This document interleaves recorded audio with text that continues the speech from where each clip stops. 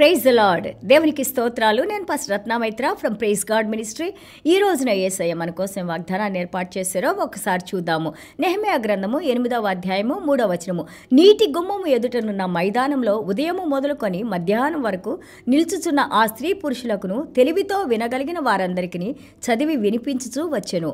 ఆ జనులందరూ ధర్మశాస్త్ర గ్రంథమును శ్రద్ధతో వినిరి. Nehemiah chapter 8 verse 3. Then he read from it in the open square that was in front of the water gate from morning until midday before the men and women and those who could understand. And the ears of all people were attentive to the book of the law. దేవునికి స్తోత్రాలు. నెహెమ్యా గారి గ్రంథాన్ని మనం 1 నుంచి 13 అధ్యాయాలు మనం చదివినప్పుడు ఎంత అద్భుతంగా ప్రతి ఒక్క అధ్యాయంలో కూడా మనం ఏ విధంగా ఒక్కొక్క అంచెగా ఏ విధంగా దేవునిలో ఎదుగుతూ ఏ విధంగా దేవునిలో మనం నడుచుకోవాలి, దేవుని యొక్క కార్యాలు ఎలాగ మనం చూస్తాం, విశ్వాసంలో ప్రార్థనతో దేవుని యందు నమ్మకంతో మనం నిలబడినప్పుడు ఎంత అద్భుతమైన జీవితాన్ని, విజయవంతమైన జీవితాన్ని, పడిపోయిన జీవితాలని, అలాగే పడిపోయి మనం బ్యాక్ స్లైడ్ అయిన వాళ్ళని తిరిగి లేపి ఏ విధంగా దేవుడు నిలబెడతారు, ఏ విధంగా దేవుడు మళ్ళీ తిరిగి తన యొక్క మందులోకి చేర్చుకుంటారు, ఏ విధంగా దేవుని కార్యాలు చేసేవారిగా చూసేవారిగా మనం ఉంటామని ఇందులో నేర్చుకుంటున్నాం. 1-2 అధ్యాయాలు మనం నేర్చుకున్నాం. ఆయన ప్రార్థన చేయటము, భారం కలిగే యొక్క పడిపోయిన గోడను కట్టాలని యెరూషలేము పట్టణానికి దేవుని యొక్క ఆ యొక్క కటాక్షంతో, అలాగే పర్షారాజు గారి యొక్క కటాక్షంతో ఆయన యెరూషలేము పట్టణానికి వెళ్ళినట్టు, అలాగే ఎంతో అపోజిషన్ శత్రువులు తన మీదకు వస్తున్నా కానీ ఎలాంటి భయం లేకుండా దేవుని యందు విశ్వాసంతో ఆయన ప్రతి ఒక్కరిని కూడబెట్టి ఐక్యపరిచి వాళ్ళు పడుతున్న శ్రమల్లోంచి బాధలు తెలుసుకొని వాటిని ఏ విధంగా పరిష్కరించాలో వారికి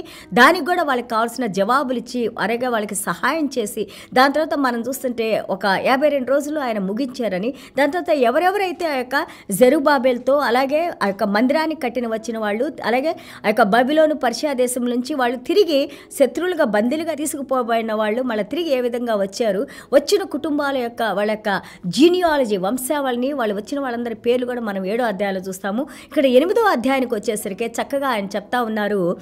ఆయన కట్టడం మాత్రమే కాదు, గోడల్ని ముగించడం మాత్రమే కాదు, వాళ్ళ సమస్యలు పరిష్కరించడమే కాదు, వాళ్ళని మంచి పద్ధతుల్లో నడిపించడమే కాదు, ఆయన దేవుని వాక్యాన్ని వాటర్ గేట్ అంటేనే నేను మీకు చెప్పాను, దేవుని యొక్క వాక్యమే మనకి ఒక జలాల్లాగా నీళ్లులాగా ఏ విధంగా యొక్క శరీరాన్ని శుభ్రపరిచి మన ప్రతి అవసరాన్ని తీరుస్తూ మన లోపల మనం డీహైడ్రేషన్తో చనిపోకుండా నీళ్లు ఏ విధంగా మనల్ని బ్రతికిస్తూ ఉందో అదేవిధంగా దేవుని వాక్యం కూడా ఆత్మను ప్రతిరోజు మనల్ని జీవింపజేస్తూ ఆత్మలో మనం అనుదినము ఎదగటానికి, జీవించి ఉండటానికి, మనల్ని శుభ్రపరచడానికి, మనల్ని మంచి మార్గంలో తీసుకువెళ్ళడానికి, యేసయ్య యొక్క సన్నిధానాన్ని మనలో ఉంచడానికి, యేసయ్య సన్నిధానంలో మనం నడుచుకుంటానికి, ఆ యేసయ్యలో మనం ఆత్మీయ ఫలాలు ఫలించడానికి, ఫలభరితమైన జీవితాన్ని జీవించడానికి దేవుని వాక్యము, దేవుని వాగ్దానాలు, పరిశుద్ధాత్మ దేవుడు మనకి సహాయం చేసి అనుదినము మనం శుద్ధీకరిస్తూ నడిపిస్తారని మనం వాక్యం గురించి నేర్చుకున్నాము.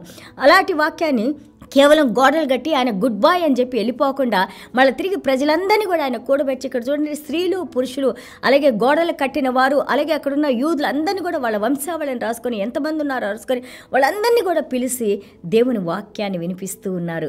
ఆ రోజులో మనకులాగా ఇష్టం వచ్చినన్ని బైబుల్స్ లేవు, అన్ని లాంగ్వేజెస్లో బైబుల్స్ లేవు. ఆ రోజున ఒకళ్ళు వినిన వాళ్ళు మళ్ళీ వెళ్ళి తన కుటుంబాలకి తన బిడ్డలకి నేర్పించుకుంటానికి వాళ్ళు చెబుతా ఉండేవాళ్ళు. మౌత్ టు ఇయర్ అంటారు కదా, చెబుతా ఉండేవాళ్ళు. అందుకే మనం ద్వితీయోపదేశ కాండంలో నేర్చుకున్నాము 4 నుంచి 6 అధ్యాయాలు. దేవాది దేవుడు అంటారు, మీరు విన్న వాటిని ధర్మశాస్త్రాన్ని బహుజాగ్రత్తగా వాటిని మీరు ఫాలో అవ్వండి, వినిన వాటిని వినడానికి అటెంటివ్గా జాగ్రత్తగా వినటానికి మీరు సిద్ధపాటు అవ్వండి. ఎందుకంటే ఇదిగో పిల్లలకి మీరు చిన్నతనం నుంచే వాళ్ళ నుసుటి మీద బాసికంగా కట్టండి, చేతుల మీద కట్టండి.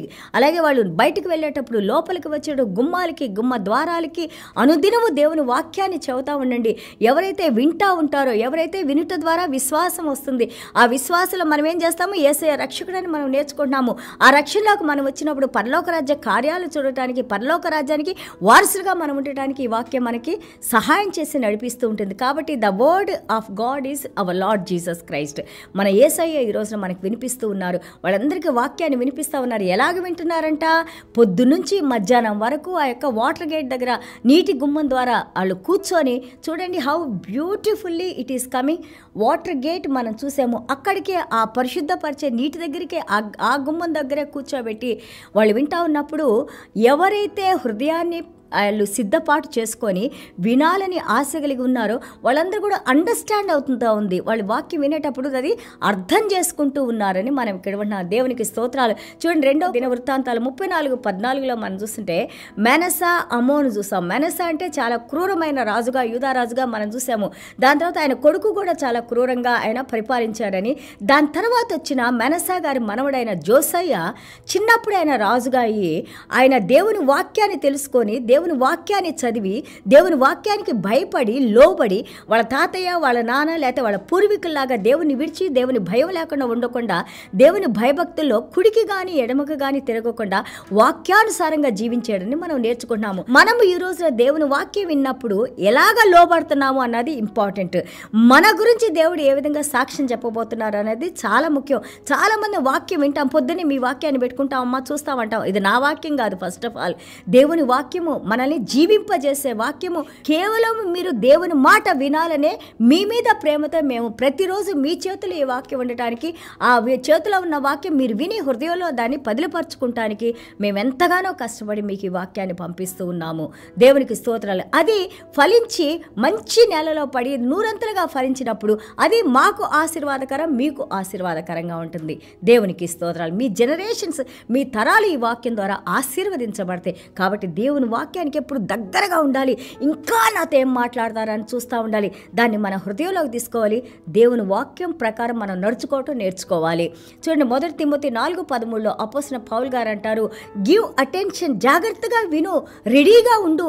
నువ్వు నేర్చుకున్న దాన్ని ఇతరులకు చెప్పడానికి, వాళ్ళు దాని ద్వారా వాళ్ళని బాగు చేయటానికి, అలాగే ఈ యొక్క సిద్ధాంతాలు వాళ్ళు ఫాలో అవ్వడానికి నువ్వు చెబుతా ఉండు అని అంటారు. అలాగే ఈ రోజున మేము నేర్చుకున్న దాన్ని దేవుడు మాకు అనుగ్రహించిన దాన్ని మేము మీ దగ్గరికి తీసుకొని వస్తున్నాము. అది మీ జీవితాలని ఎంతగానో ఆశీర్వదింపజేసేదిలాగా ఉండాలని.